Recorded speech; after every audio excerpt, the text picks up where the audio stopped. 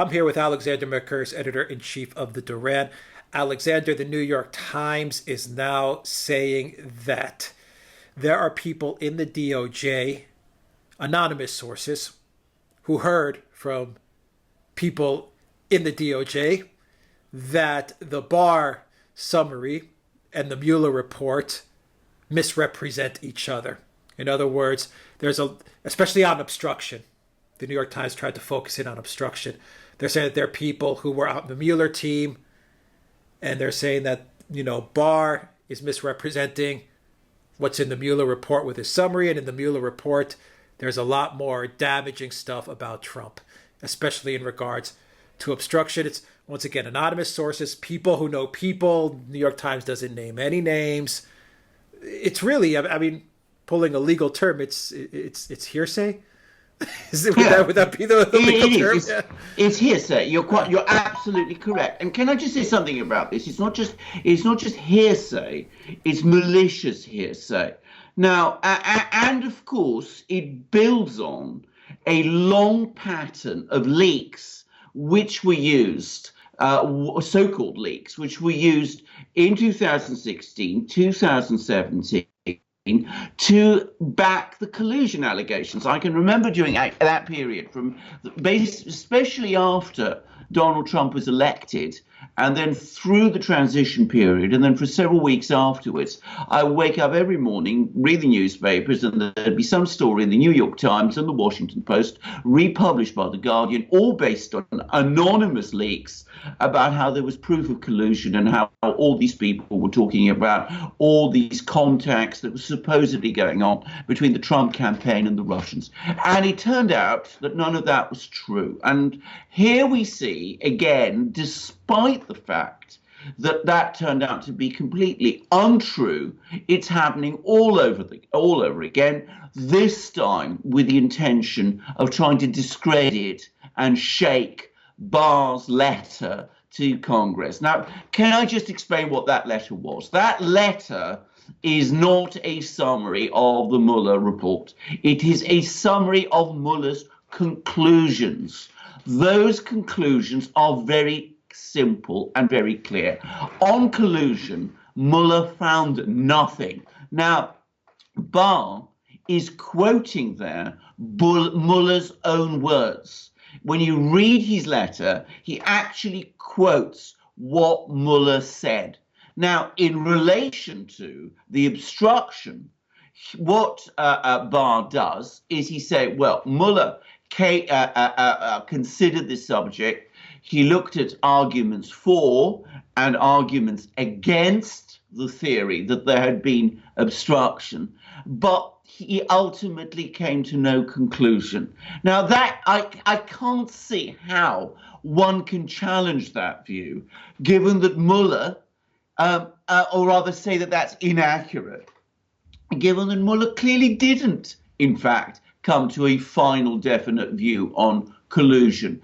And what Barr doesn't say, he doesn't purport to summarize in any shape or form the things that Mueller is supposed to have said about collusion, either for or against. So this thing is completely malicious, and it's all part of this attempt by the Democrats now to substitute one conspiracy theory, which is that Barr is in some way suppressing and distorting the Mueller report, when he clearly isn't, for the original conspiracy theory, which now lies in ruins, which is that Donald Trump and his campaign colluded with the Russians. We've just gone from one conspiracy theory to another. This conspiracy theory is not going to survive very long. It's going to bite the dust as soon as the redacted version of the Mueller report is published. But I predict that the moment that happens, we're going to move on to conspiracy theory 3, whatever that's going to be. Yeah, I think the Democrats and the mainstream media, they're running on fumes at this point. I mean, they've gone from collusion to obstruction, and now it's Barr is somehow colluding with Trump in order to suppress a damaging Mueller report. That's kind of the the narrative that's floating around out there. And I mean, what the New York Times did, which is, I think you could definitively say that it was very, very malicious, shoddy, terrible journalism. Absolutely. Deliberately malicious. Yes, it's disgraceful. Yeah. Disgraceful journalism.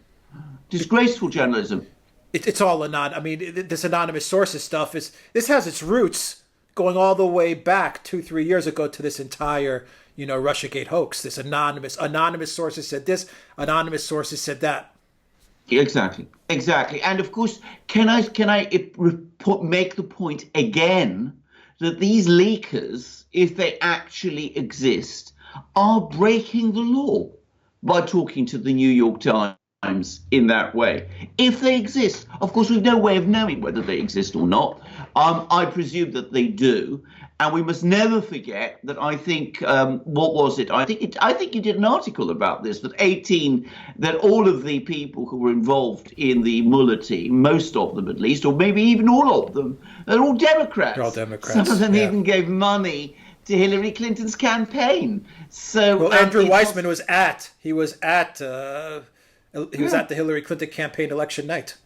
Exactly. So there you go. So I mean, it's not surprising maybe that some of them are annoyed, but I mean that is no reason to go behind the Mueller report before it's even published, which it's going to be. Now I'm going to just make two further points here, which I think are very important points. Firstly, and it's 3 points. Firstly, the decision about whether or not there was obstruction. Since Mueller made no decision about it, he passed it on in the correct way to the people who have the job to make that decision. Those people are Bill Barr, who is the Attorney General of the United States and the country's senior law officer, and Rod Rosenstein, who is the Deputy Attorney General of the United States, who is, of course, the man who appointed Mueller and who supervised him through far and away the greater period of the investigation. Now, those two people have the right to make that decision. Rosenstein is not a friend of Donald Trump. He was the person who was involved, as we now know, in the attempt to have Donald Trump removed on the strength of the 25th Amendment, and who was going to wear a wire in order to try to capture some of Donald Trump's conversations as part of that attempt. And there is a very, very interesting article on the Washington Examiner by Byron York, who's been speaking to one of Donald Trump's lawyers who was involved in the Russiagate investigation, defending Donald Trump, Dowd, in which we now learn that Rosenstein not only appointed Mueller by himself, but that he consulted no one else, including Jeff Sessions or anyone in the Justice Department before he did it, and that there were always concerns about the rightness of his appointing special counsel to head what was up to that point a counter-espionage investigation. So we are not talking about a friend of the president, of Donald Trump. Yet Rosenstein, as well as Barr, has looked at Mueller's findings and has decided that there is no case of obstruction to be made. I have discussed this before. I've discussed obstruction many times. There is no case of obstruction here. I don't know what Mueller is going to discuss or what arguments there are going to be, but I am quite sure that Barr and Rosenstein have got it right, and they have made the decision which they have the right to make. That is their constitutional job, to decide whether there is a criminal offence committed and whether legal action should be taken about it. And they have decided that there was no case here, no case to answer, and that is their right, and they are the people best qualified to make that decision. Yeah, I would say Rosenstein's no friend of Trump's. Mueller's definitely no friend of Trump's. I mean, these guys are the embodiment of the deep state. What do you say to Democrats, Adam Schiff's of the world, Maxine Waters, all these Looney Tunes, these crazies. What do you tell them when they say, oh, well, Barr is handpicked by Trump? Of course he's going to write a summary like that, or he's going to write a decision like that on the Mueller report. Well, I'd say stop, when you're in a hole, stop digging. I mean, the fact of the matter is what they should do is wait for Mueller's report to be published. We've had information, by the way, that Mueller himself in his report flags up many, many points where he's relying on evidence which has been put before grand juries or evidence which is classified, and he is himself involved in the process of redacting the report in order to make it suitable for publication. And they should wait for that. That is the law. That is the legal requirement. There is no point in going around that and speculating beyond what Barr has said about a report which the Democrats themselves don't know anything about other than what Barr has told them. As for the suggestion that because Bill Barr, who is the Attorney General of the United States, as I said, one of America's most brilliant jurists. And again, can I stress, I know the criticisms about Bill Barr. I'm talking here about his technical competence as a jurist. The idea that Bill Barr, who is not just picked by Donald Trump, but who is confirmed as Attorney General by the Senate of the United States in the proper constitutional way, and who is a friend of Mueller's, they've apparently been friends with each other for more than 30 years, that he would misrepresent a report, put his own reputation on the line in that kind of way, and in effect deceive the American people when he knows perfectly well that when the report is published, that deception would be exposed to public view. That is bizarre. It is ridiculous. It is nonsense.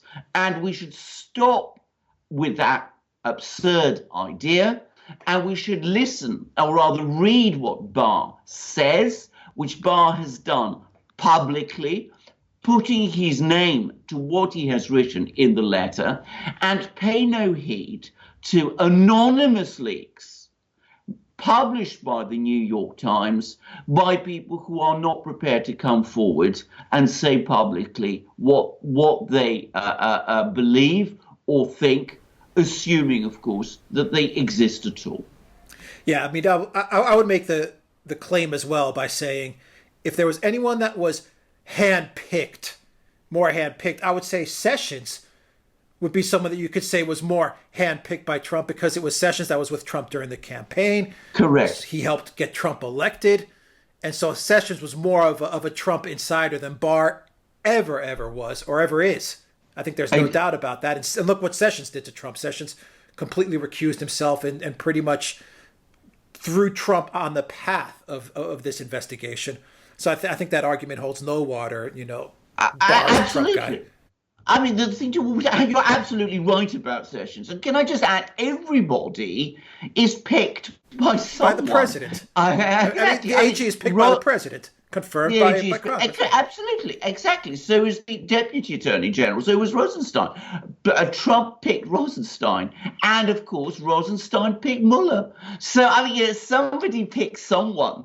I mean, constructing this whole nonsense around this is silly. I mean, it's ridiculous. It's not silly. It's sinister. Yeah. It's trying to keep this story, this absurd story, alive.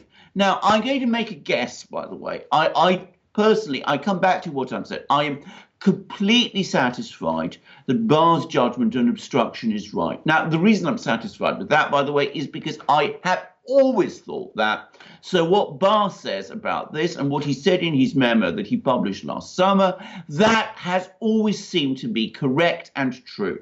And I also know that that is the general legal consensus amongst legal scholars in the United States. Now, Putting all that aside, what I am guessing has happened is that some of the very aggressive Democrats in the Mueller team, unable to find obstruction, unable to find collusion, were themselves arguing very heatedly, probably with Mueller, that some sort of obstruction had taken place. And I suspect we are going to see some of these arguments reflected in that report. That doesn't mean those arguments are right, nor does it mean that we're going to see anything come out of this report that is going to do Donald Trump any serious political damage. Ultimately, this investigation was supposed to be about collusion, about conspiracy between Donald Trump, his campaign, and the Russians. And it is conclusive on Mueller's own words, quoted by Barr, that no such collusion and no such conspiracy took place. Given that there was no collusion and no conspiracy, how realistically could there have been obstruction? Obstruction of what? An investigation into a crime which Donald Trump knew all along never took place. It's a ridiculous idea. And coming back to that article by Byron York, it seems, and this is what Donald Trump's lawyer has said, that in fact the White House, the Donald Trump White House, provided to Mueller pretty much everything, all the documentation he ever asked for, and never, ever apparently invoked executive privilege, as it might have done, to try to withhold evidence from him. So far from obstructing his investigation, they seem to have fully cooperated with it. Yeah, the collusion takes place when the New York Times finds anonymous sources, Exactly. and then they pass it on because the Washington Post picked it up right afterwards. NBC then ran with it. Rachel Maddow ran with it. CNN ran with it. And the Guardian in Britain. And the Guardian, and they all ran with it. And one of the reasons that they're trying to run with it, and that, we're saying they're running on fumes, is because their ratings took such a hit when it was finally definitively concluded that for the past 2 years, all they've been doing is lying. There were some people, a good amount of people, that did check out of these mainstream media outlets. They just said, enough. You guys have been bullshitting us for 2 years, and we bought into it. Some people actually did wake up, you could say. I mean, there's still a good amount of the population that still believes Trump colluded with Russia and he's a Russian agent. I mean, there's still a lot of dummies like that out there. Rachel Maddow and Brian Stelter and these guys being one of them. But a lot of people did kind of, snap out of it, even momentarily. Said, oh, my God, this has been one big lie.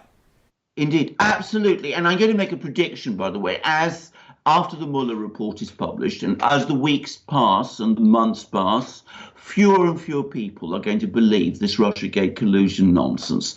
I mean, it's going to be very, very difficult to sustain it. And I think more and more people will gradually come round to the understanding that they were lied to. The same thing happened with WMD in Iraq. It took a very long time for the penny to fully drop with the American people, that they'd been sold a lot of nonsense. I can remember that, for months afterwards, there were still people who would say, well, they haven't yet been found. There has to be weapons. Yeah, there has to be weapons. Weapons, exactly. But eventually, people did understand, did come around to an understanding that there was no reality to all of that.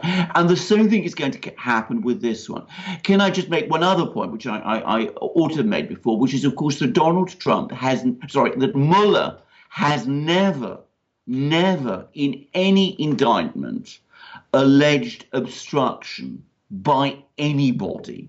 Now, it is barely conceivable, in fact, it is inconceivable that Donald Trump could have carried out obstruction all by himself. He would have had to involve some other people in it. So it beggars belief that there is obstruction of any kind.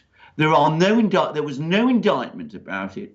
The two principal law officers, Barr and Rosenstein, have said that there was none. And really, we've no reason to go behind that. And certainly, we should not trust possibly fictitious, anonymous sources when those possibly fictitious anonymous sources have proved so deceitful and wrong in the past. And can we take a minute, Alexander? We're at about 20 minutes with this video. Can we take a minute while we're getting to it to debunk perhaps one of the biggest anonymous sources lies, which started way in the beginning, which I was watching, I think it was the Laura Ingraham show, and she had a Democrat, one of the Hillary Clinton campaign guys, whatever, one of these lawyers on there. And he threw out once again, who cares about the Mueller report? Who cares about all this stuff? We know from 17 intelligence agencies that said definitively Russia meddled and hacked the election. Can we just take 1 minute, Alexander, to just debunk that atrocious, stupid lie of the 17 intelligence agencies concluding definitively that Russia meddled in the elections? Well, first of all, you're absolutely right. It is complete nonsense because they're still spitting it out, though. They're still spitting it out. And there was no pushback. And I also want to say real quick, there was no pushback from Laura Ingraham whatsoever when he said that. Indeed, and we have the most unimpeachable authority of all on this point, which is James Clapper, who was Obama's Director of National Intelligence, who was the person who sponsored this famous He would never lie. He would never lie. But what he said was that they were analysts whom he handpicked from just three agencies. The CIA, the FBI, and the NSA. So it was not 17, it was 3. And we've now learned from other sources that several intelligence agencies, including the State Departments, apparently disagree with the assessment. That apparently is confirmed. I have that, I've read that on Consortium News. And I've seen it in one or two other places. The State Department, which is a very advanced intelligence agency, apparently they disagreed with that assessment. And within the intelligence assessment itself, the NSA, the National Security Agency, also made it clear that they didn't have full confidence in all the findings.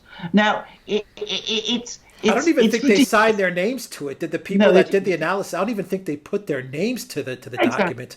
Exactly. Now, the other thing I must point out about that intelligence assessment is that it includes, as an appendix, Christopher Steele's dossier, which, that wasn't published when it was made publicly available. We know that it does because that was the form in which it was shown to Obama and Trump. So it included as an appendix Christopher Steele's dossier, which we now know was a load of rubbish.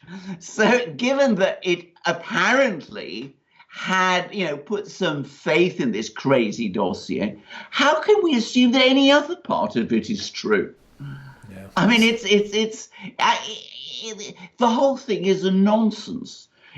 In fact, the whole origin of Russiagate is 2 documents, each produced by people paid by the Democrats. One was Christopher Steele's dossier. One was the expert report done into the alleged hacking of the DNC computers by this private company, CrowdStrike. And both of those 2 documents are basically reprocessed and repackaged, and they form the basis the basis of that intelligence assessment, which, as I come back and say, Clapper himself, James Clapper, has admitted was not signed off by 17 intelligence agencies, but involved hand-picked analysts from just 3. And some of those, if it was 17 intelligence agencies, you have stuff like the National Guard, the Coast Guard, or stuff like as intelligence agencies, which we have no business looking at this stuff anyway. So the whole 17 intelligence agencies is ridiculous. Yeah, it's ridiculous. It's a ridiculous lie. And as I said, and the State Department intelligence agency, which is a very, very skilled agency dealing with political intelligence, apparently disagreed with the finding anyway. Now, as I said, I've seen that reported. I believe that must be true because I have confidence in the people who reported that. Yeah, it's incredible that they're still, saying this the origin of this entire narrative that 17 intelligence agencies came out with this conclusive decision. It's still today, it's still being talked about by the Democrats. And those two documents that you mentioned, the Steele dossier and the CrowdStrike, where did they originate from? Both of them from the DNC, the Democrats. Yeah, exactly. They're paid by the Democrats. It all starts there. It all starts there. Everything comes back to the DNC and ultimately to Hillary Clinton and no one else. As I said, and she doesn't have an axe to grind, of course. No, of course not. I mean, she's an entirely impartial person who obviously nor would she ever rig an election. Bernie Sanders. No, of course not. I mean, and as we know, she never breaks the law, and she always tells the truth. So it's silly. It's silly. And as you're absolutely right to put your finger on all of that, because of course it's true. It's nonsense. It's impossible to stomach anymore, because you watch the shows like say I'll run through Tucker Carlson, Hannity, and Laura Ingraham. And I'll run through those shows, and you still see analysts and consultants, on those shows saying that 17 intelligence agencies lie. And they say it, but there's no pushback either. So it's also the fault of the host. I mean, they don't push back on it whatsoever. It's just accepted. Absolutely. It's accepted. Exactly. Well, it's become now part of the official narrative. That part of the narrative, incidentally, Mueller doesn't challenge, and the reason he doesn't challenge it is because I suspect when we're going to find when we read his report is that he didn't investigate it. His remit was only to look at collusion, so he's going to simply accept that intelligence assessment. He's not going to look behind it. And that's what I predict we will find in that report. But you're absolutely right. That intelligence assessment was not signed off by 17 intelligence agencies. I mean, that is simply not true. And it is a media lie, I would add. It is contrary. It goes contrary to what James Clapper, the man who organized it, has actually gone on the record and said. October 2016, I think the title of your article, and I think I'm going to hit it right on the money. Hillary Clinton has just placed a bomb under the U.S. democratic system, or under U.S. democracy, where you outline that 17 intelligence agency lie. The minute it came out of Hillary Clinton's mouth, when she was on the plane, I think she was on a campaign plane, on a campaign flight, and she just came out. 17 intelligence agencies. Yes. That was the beginning. Yes, that's absolutely right. Actually, you're perfectly correct. It's not just a media lie. It was being said during the election itself. And I remember Hillary Clinton coming along actually during one of the debates. Yeah. Exactly. And during one of the debates, she actually said that. She actually cited that figure about the 17 intelligence agencies during one of those TV debates with Donald Trump. And it's not true. I mean, it simply isn't true. And people should stop saying that when it isn't true. And your exact words were that she put a bomb under the U.S. democratic system, which, looking back on it now, she absolutely did. Absolutely. Exactly. All right. Alexander Mercouris, editor-in-chief of the Duran. That was longer than a minute. We talked about it for a good 7-8 minutes, but doesn't matter. We cleared it up. All right. Alexander Mercouris, editor-in-chief of the Duran. Thank you very much. Guys, if you like this video, click on the subscribe button down below. Click on the notifications bell to get notifications every time we push out a new video. Go to the Duran shop, buy a t-shirt, help support the Duran. In the description box down below, you'll find links to PayPal and Patreon.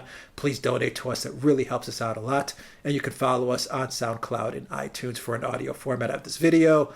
Go to theduran.com and see all the articles that Alexander is linking up to every day. Alexander Mercouris, editor-in-chief of the Duran. Thank you once again. Until next time, everybody, take care.